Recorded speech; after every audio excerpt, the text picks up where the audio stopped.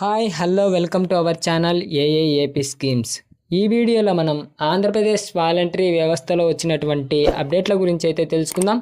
అంతేకాకుండా ఆంధ్రప్రదేశ్లో వాలంటరీ వ్యవస్థను కొనసాగిస్తారా లేదా ఇంతటితో ముగించే అవకాశం ఏమన్నా ఉందా అనే దానిపై ఈ వీడియోలో మనం తెలుసుకుందాం.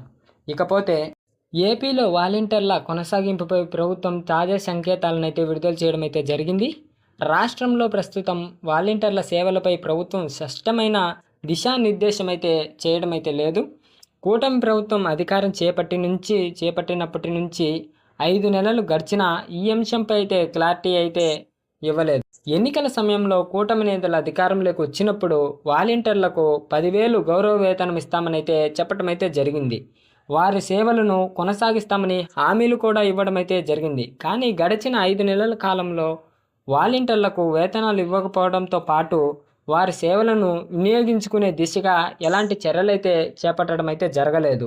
తాజాగా ప్రభుత్వం ప్రవేశపెట్టిన బడ్జెట్లో వాలంటీర్ల కోసం కొన్ని నిధులు కేటాయించినప్పటికీ అవి గతంలో ఓట్ ఆన్ ఎన్కౌంట్లో ప్రతిపాదించినవి మాత్రమేనని తెలియజేస్తుంది.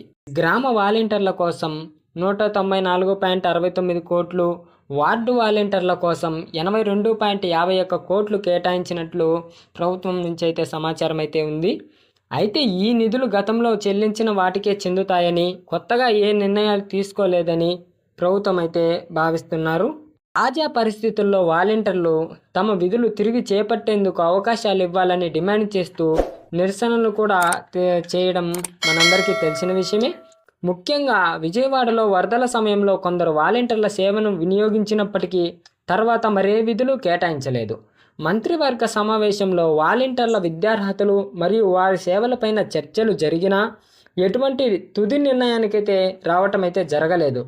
ప్రస్తుతం ప్రభుత్వం సచివాలయ సిబ్బంది ద్వారా పథకాల అమలును కొనసాగిస్తూ గ్రామ పంచాయతీల పరిధిలో సచివాలయాల సర్దుబాటుపై కసరత్తులను చేస్తున్నట్టు సమాచారం.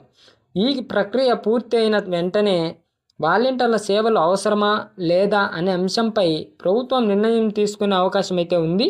వచ్చే మార్చి వరకు వాలంటీర్లను విధుల్లోకి తిరిగి చేరే అవకాశం లేకపోవచ్చనే సంకేతాలు గమనిస్తున్నాయి. ఏపీలో వాలంటీర్ల భవిష్యత్తు ప్రస్తుతం సస్పెన్స్లోనే ఉంది. ప్రభుత్వం ఈ అంశంపై త్వరలో స్పష్టమైన ప్రకటన చేయాలని వాలంటీర్లు ఆశిస్తున్నారు. పథకాలు, సేవల కోసం వారి నిరసనలు మరియు ప్రభుత్వ నిర్ణయాలు ఎలా మారతాయో మనం కూడా వేచి చూడాలి. మా వీడియో మీకు నచ్చినట్లయితే లైక్ చేసి, షేర్ చేసి, సబ్స్క్రైబ్ చేసి మీ ఫ్రెండ్స్ అండ్ ఫ్యామిలీ మెంబర్స్కు షేర్ చేయండి. ఇంకొక ఇన్ఫర్మేటివ్ వీడియోతో మళ్ళీ కలుద్దాం. Thanks to all.